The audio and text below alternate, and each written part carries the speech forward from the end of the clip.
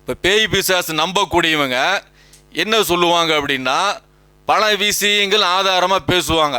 பேசும்போது பேய் பிசாசு எப்படி வருது அப்படின்னா, தற்கொலை செஞ்சுக்கிறாங்கல்ல, அதே மாதிரி விபத்தில் இறந்துக்கிறாங்கல்ல, கொலை செய்யப்படுறாங்கல்ல, இவங்க தான் பேயா வருவாங்க. இது அகால மரணம், துர்மரணம் இப்படிங்கிற அடிப்படையில் பேசி பேய் பிசாசு ஆவியை உண்மைப்படுத்துவதற்காக இவங்களுடைய வாதங்கள் எந்த அடிப்படையில் இருக்குன்னா, இதுதான் மிக மிக முக்கியமான ஆதாரம் வைப்பாங்க. இப்போ தற்கொலை பண்ணவங்க வருவாங்க, பேயா வருவாங்க. விபத்தில் இறந்தவங்க அல்லது கொலை செய்யப்பட்டவங்க இவங்க எல்லாம் பார்த்தா பேயா வருவாங்க. ஏன்னு கேட்டால், ஒருத்தன் 20 வயசில் இறந்து போயிட்டான், தற்கொலை பண்ணிக்கிட்டான், அல்லது விபத்தில் இறந்துட்டான், அல்லது கொலை செய்யப்பட்டான் அப்படின்னா அவனுக்கு நிறைவேறாத ஆசை நிறையா இருக்கும்ல. அந்த ஆணாகட்டும் பெண்ணாகட்டும் 20 வயசில் இறக்கும்போது அது குறைஞ்ச வயசு தானே, 15 வயசுங்கிறது குறைஞ்ச வயசு தானே, 22 வயசுங்கிறது குறைஞ்ச வயசு தானே. இந்த குறைந்த வயதில் அவங்க மரணத்தை தழுவும் போது அது தற்கொலை வாயிலாக அல்லது வேறு சில விஷயங்கள், அதாவது விபத்து, அதே மாதிரி பார்த்தீங்கன்னா கொலை, இப்படிங்கும்போது நிறைவேறாத ஆசை நிறைய இருக்கும். அப்போ இந்த நிறைவேறாத ஆசையை பூர்த்தி செய்வதற்காகத்தான் அவங்களுக்கு மனித உடல் தேவைப்படுது. அப்போ அவங்களுக்கு சாதகமான எந்த மனித உடல் பார்க்குறாங்க, பார்த்து உள்ளே பூந்துடுறாங்க. இதுதான் பேய் பிசாசு ஆவிக்கு மிக முக்கியமாக எடுத்து வைக்கக்கூடிய ஆதாரம். ஆனால் இந்த ஆதாரத்தை பொறுத்த வரைக்கும் எப்படின்னு கேட்டிங்கன்னா, கடவுள் நம்பிக்கையில் தெளிவு இல்லாதவங்க எடுத்து வைக்கக்கூடிய ஒரு ஆதாரம் தான் அது. கடவுள் நம்பிக்கையில் தெளிவு இருந்ததுன்னு சொல்லி சொன்னால் இந்த ஆதாரத்தை பேசவும் முடியாது, இந்த வாதத்தை எடுத்து வைக்கவும் முடியாது. கடவுளை பற்றி நம்ம சொல்கிறது மிக முக்கியமான விஷயம். அவனுக்கு சில தன்மைகள் இருக்கும், பண்புகள் இருக்கும். அந்த பண்புகள் தன்மைகள் தெரியாதனால இந்த வாதங்கள் வருது. அப்போ என்னன்னு கேட்டால், கடவுள் அப்படிங்கிறவர் தவறு இழைக்க மாட்டார், மறதியாக இருக்க மாட்டார், இப்படி முதல்ல நம்பணும். கடவுள் தவறும் இழைக்க மாட்டார், அவருக்கு மறதியும் இல்லைன்னு சொல்லி நம்பணும். இந்த இலக்கணம் மறந்து போச்சு, தெரியல. அதனால தான் வாய்க்கு வந்தபடி மனித கற்பனை பேசுறது. உதாரணத்துக்கு பார்த்தீங்கன்னா, இப்போ இறைவன் விதியை ஏற்படுத்தியிருக்கிறான். ஒருத்தனுக்கு உதாரணத்துக்கு 20 வயசில் இறந்து போயிட்டான். இவங்க வாதம் பிரகாரம் கடவுள் 70 வயசு எழுதியிருக்கிறாரு. 70 வயசு எழுதின நபர் 20 வயசில் இறந்து போயார்னு வச்சுக்குவோம். மீதி யாரோக்குரிய 50 வருஷம் இருக்குன்னு வச்சுக்குவோம். அந்த 50 வருஷம் தான் பேயா சுற்றுறாங்க அப்படிங்கிற விஷயத்தை அவங்க பேசுகிறாங்க. அப்போ கடவுளுடைய விதி ஒன்றா இருக்குது, நடக்கிறது ஒன்றா இருக்குன்னா, நடக்கிற விஷயம் கடவுளுக்கே தெரியல, அந்த கடவுள் எதுக்கு? அதாவது உதாரணத்துக்கு கடவுள் 70 வருஷம் எழுதிட்டார்.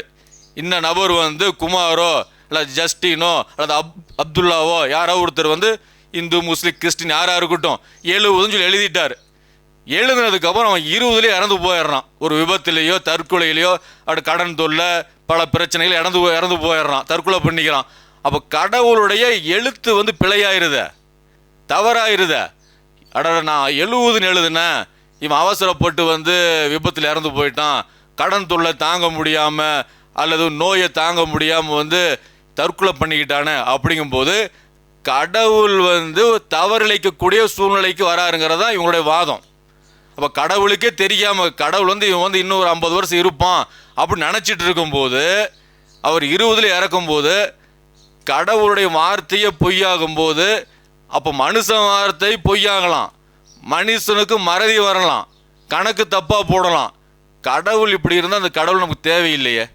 அப்போ கடவுளுடைய இலக்கணமே தெரியாதனால தான் இந்த வாதத்தை வைக்கிறாங்க. அப்போ கடவுள் எப்படி நம்ம விளங்கணும் அப்படின்னா, ஒருத்தன் தற்கொலை பண்ணி தான் சாவாங்கிறது கடவுள் எழுதி தான் அவன் சாகுறான். ஒருத்தன் விபத்தில் இறப்பான் அப்படின்னா கடவுள் எழுதி தான் அவன் அப்படி சாகுறாங்கிறத நம்பணும். ஒருத்தன் கொலை செய்யப்பட்டு தான் சாவான் அப்படின்னா கடவுள் எழுதியிருக்காரு, அதனால தான் அவனுக்கு சாவு அப்படி வருது நம்பணும். அதை நம்பாமல் அற்பமான ஆயுஸில் போயிட்டான், துர்மரணம், அகால மரணம், இவங்க தான் ஆவியாக சுற்றுவாங்க இப்படிங்கிறதெல்லாம் பேசுகிறதெல்லாம் பார்த்தீங்கன்னா மனித கற்பனையால் உருவான பேச்சு. முதல்ல பார்க்கணும், எந்த உயிராக இருந்தாலும் இந்த நேரத்துக்கு அவன் சாகணும், அவனுடைய மரணம் இப்போ தான் நிகழ்னு சொல்லி கடவுள் எழுதியிருந்தாருன்னா அதிலிருந்து ஒரு வினாடி ஒரு செகண்ட் கூட முந்தவும் செய்யாது பிந்தவும் செய்யாது. 10:20 அப்படின்னா 10:20 காலையில் மாலையில் எந்த நேரத்தை வந்து கடவுள் நிர்ணயம் பண்ணியிருக்காரோ அந்த நேரத்தில் ஒரு செகண்ட் முந்தவும் செய்யாது பிந்தவும் செய்யாது. இதுதான் குரான் சொல்லக்கூடிய தீர்வு. அப்போ குரான் சொல்லக்கூடிய தீர்வின் பக்கம் நீண்ட நெடிய நேரம் பேச வேண்டிய விஷயமே இல்லை. வாத பிரதிவாதங்கள் 5 மணி நேரம் 6 மணி நேரம் வைக்க வேண்டிய விஷயமே இல்லை. இரவு முழுக்க பேச வேண்டிய விஷயமே இல்லை.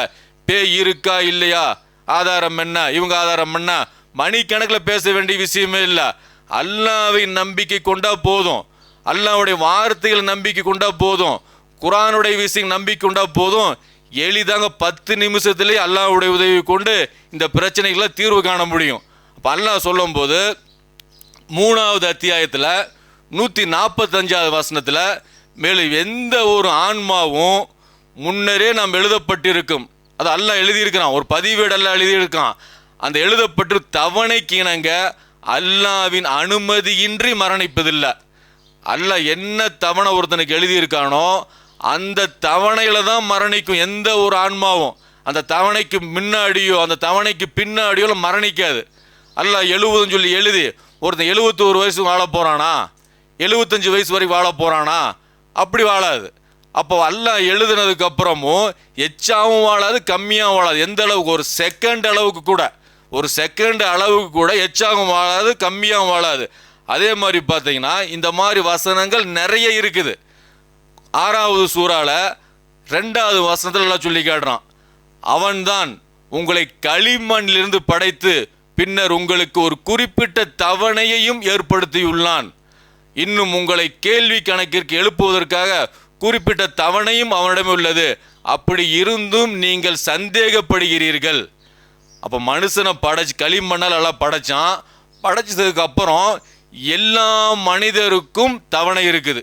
இந்த வயசில், இந்த இடத்துல, இந்த ஊரில், இந்த இடத்துல மௌத்தாவான், மரணத்தை சந்திப்பான் அப்படின்னு எல்லா மனிதருக்கும் அல்லாஹ் தவணையை வந்து எழுதியிருக்கிறான். அதே மாதிரி மறுமை நாளுக்கும் அல்லாஹ் தவணை எழுதியிருக்கிறான். இந்த உலகம் அழிக்கப்படக்கூடிய நாளை குறித்தும் அல்லாஹ் ஒரு தவணை ஏற்படுத்தியிருக்கிறான். அந்த நாளையும் அல்லாஹ் எழுதியிருக்கிறான்.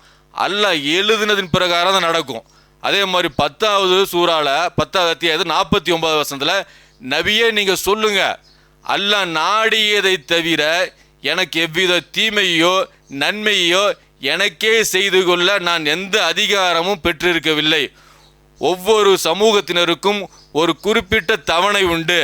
அந்த தவணை வந்துவிட்டால் ஒரு நாளிகை பிந்தவும் மாட்டார்கள், முந்தவும் மாட்டார்கள். ஒவ்வொரு சமுதாயத்துக்கும் எல்லாம் சொல்கிறான். ஒரு சமுதாயம் இருக்குதுன்னா அந்த சமுதாயத்துக்கும் ஒரு தவணை எல்லாம் நிர்ணயம் பண்ணியிருக்கிறான்.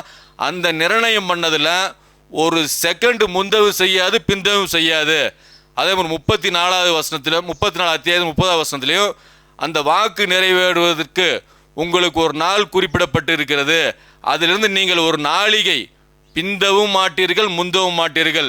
இது மனிதனுக்கும் வந்து தவணை இருக்குது, மறுமை நாளுக்கும் தவணை இருக்குது. அந்த தவணை வரும்போது அது கரெக்டாக நடக்கும். ஒரு செகண்ட் முந்தவும் செய்யாது பிந்தவும் செய்யாது. அதே மாதிரி 63வது சூறால 11வது வசனத்தில் ஆனால் அல்லாஹ் எந்த ஆத்மாவுக்கும் அதன் தவணை வந்து விட்டால் அதனை பிற்படுத்த மாட்டான். நீங்கள் செய்பவற்றை அல்லாஹ் தெரிந்தே இருக்கிறான். அப்போ வந்து ஒரு ஆத்மா வந்து அல்லாஹ் கைப்பற்றணும் அப்படின்னு சொல்லி சொன்னால் அதற்குரிய தவணையை வந்து அல்லாஹ் எழுதியிருக்கிறான். ஆல்ரெடி முன்னாடி எல்லாம் எழுதியிருக்கிறான். அந்த தவணைக்குரிய நேரம் வந்துருச்சு அப்படின்னா அதிலிருந்து ஒரு செகண்ட் வந்து அல்லாஹ் முற்படுத்தவும் மாட்டான் பிற்படுத்தவும் மாட்டான். அப்போ இந்த மாதிரி வந்து குரான் வந்து தெளிவாக பேசுது. இது மனித குலத்தை நோக்கி அல்லாஹ் சொல்கிறான். அப்போ இந்த நம்பிக்கை நமக்கு ஆழமாக இருந்துச்சு அப்படின்னா, கடவுள் நம்பிக்கை சரியாக இருந்துச்சு அப்படின்னா, கடவுளுடைய பண்புகளை பற்றி நம்ம முறையாக அறிஞ்சிருந்தோம் அப்படின்னா இந்த பேய் பிசாசு ஆவி இதை பற்றிய நம்பிக்கை வந்து கடுகு அளவும் உள்ளத்தில் வந்து வராது. ஏன்னா இது அல்லாஹ்வுடைய வார்த்தை. அல்லாஹ்வுடைய வார்த்தையில் அணு அளவும் பொய் கிடையாது, முழுக்க முழுக்க உண்மை அப்படின்னு படைச்சவன் சொல்கிறான். இறந்தவங்க வந்து எப்படி இறந்தாலும் நான் எப்படி நிர்ணயம் பண்ணியிருக்கிறோம், நான் எப்படி விதிச்சிருக்கிறேனோ அந்த அடிப்படையில் தான் வந்து அவங்க இறந்து போகிறாங்க அப்படின்னு சொல்லி தெளிவாக சொல்லும் போது இவங்க அதுக்கு மாற்றமா இல்லை தற்கொலை போனவங்களோட ஆவியெல்லாம் சுற்றிட்டு இருக்கும் அப்படின்னா இது வந்து குரானுக்கும் நேர் எதிரான கருத்து. இது மனித கற்பனை. இது மனிதனால் புகுத்தப்பட்ட கொள்கை. இந்த புகுத்தப்பட்ட கொள்கையை பின்பற்றும் போது தான் மனித இனம் சீரழிவுக்கும் மன உளைச்சலுக்கும் பொருளாதார இழப்புக்கும் ஆளாகுது. அப்போ அல்லாஹ்வுடைய வார்த்தை நம்பினா நமக்கு முழுக்க முழுக்க நிம்மதி தான் ஏற்படும். அதனால் இறந்தவங்க, அதாவது இறந்தவங்க அப்படின்னா தற்கொலை பண்ணவங்க, அதே மாதிரி பார்த்தீங்கன்னா விபத்தில் இறந்தவங்க, கொலை செய்யப்பட்டவங்க, இவங்கெல்லாம் ஆவியாக வருவாங்க அப்படிங்கிறதுக்கு படைச்சவன் புறத்திலிருந்து எந்த ஆதாரமும் இல்லை. இதை முறையாக விளங்கிட்டோம்னா நமக்கு நிம்மதி ஏற்படும். அந்த நிம்மதியை நோக்கி நாம் வரணும். அல்ஹம்துலில்லாஹி